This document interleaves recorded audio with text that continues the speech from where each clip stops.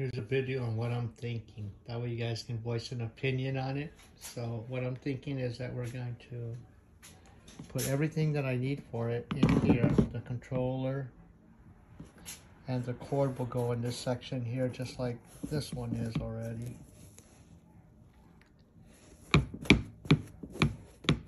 And we're going to make a little connection right there.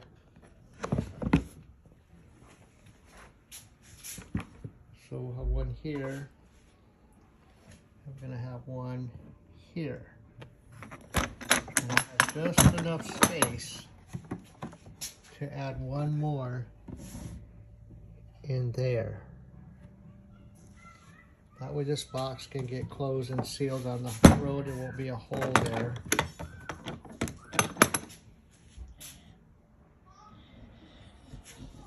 I don't know, I'm going to give it a shot, see what it looks like.